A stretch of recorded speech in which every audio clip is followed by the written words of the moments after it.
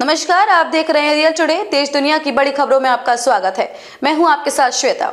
आज के मुख्य समाचारों में बात करेंगे, लेकिन मुख्य समाचारों की ओर बढ़ने से पहले एक नजर सुर्खियों पर।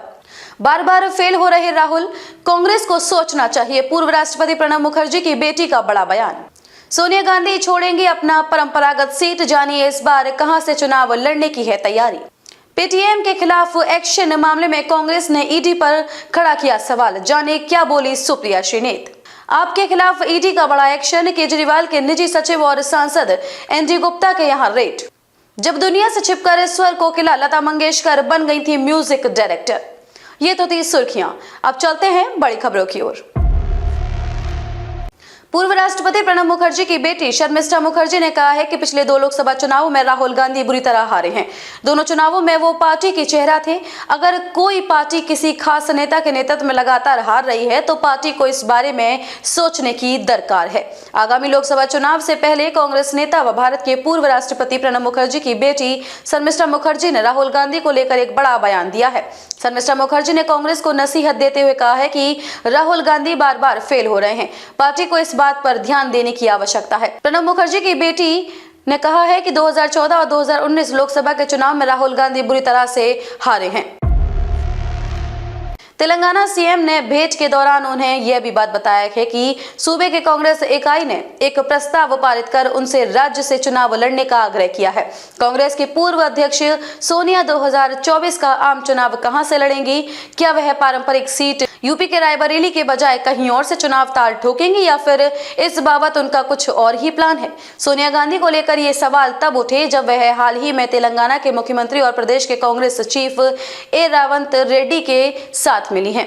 सोमवार शाम 5 फरवरी 2024 को सोनिया गांधी ने उनकी दिल्ली में मुलाकात हुई और सीएम रेड्डी से इस दौरान सोनिया गांधी से आगामी लोकसभा चुनाव तेलंगाना से लड़ने की अपील की है। तेलंगाना सीएम ने भेंट के दौरान उन्हें यह भी बताया है कि सूबे की कांग्रेस इकाई ने एक प्रस्ताव पारित कर उनसे राज्य में चुनाव लड़ने का आग्रह किया है।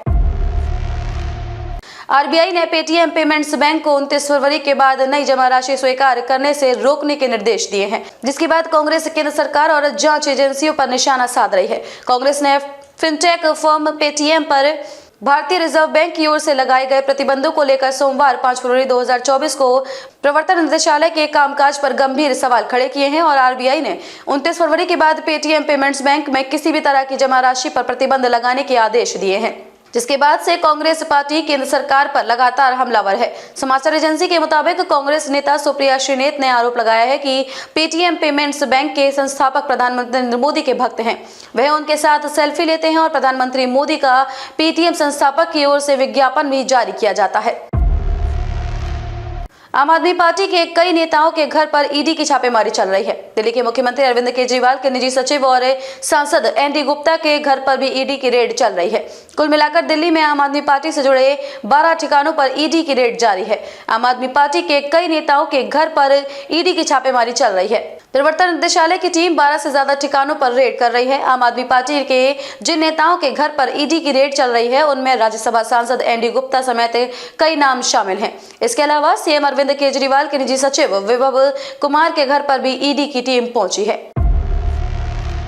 स्वर कोकिला के नाम से मशहूर सिंगर लता मंगेशकर ने अपने करियर में कई सारे खूबसूरत नगमे गाए हैं और कई सारे दिग्गज संगीतकारों संग उनकी अच्छी ट्यूनिंग देखने को मिली है। लेकिन एक समय ऐसा भी आया था जब लता मंगेशकर खुद भी संगीतकार बन गई थी। लेकिन दुनिया से छिपकर उनकी पुण्यतिथि पर आइए जानते हैं उनके जीवन में इस पहलू के बारे में। अपनी आवाज के जादू से दर्शकों तक देशवासियों को मंत्रमुग्ध करने वाली सिंगर लता मंगेशकर का योगदान संगीत जगत में बेहद खास है। सिंगर ने अपना सारा जीवन संगीत को समर्पित कर दिया। उन्होंने अपने करियर में कई अलग अलग भाषाओं में हजारों गाने गाए। सिर्फ भारत ही नहीं बल्कि उनकी आवाज दुनिया भर में गूंजी है और उन्होंने विदेशों में भी कॉन्सर्ट्स किए हैं। अलग अलग दौर के बड़े संगीतकारों के साथ उनकी शानदार ट्यूनिंग देखने को मिली है और वे हमेशा से संगीतकारों की पहली पसंद रही हैं। लेकिन क्या आपको पता है कि लता मंगेशकर खुद भी एक संगीतकार थी? कैसे लगे समाचार कमेंट करके जरूर बताएं। वीडियो पसंद आया हो तो लाइक कीजिए।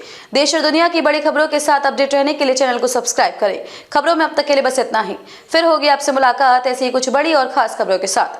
तब तक के लिए नमस्कार और देखते रहिए रियल टुडे।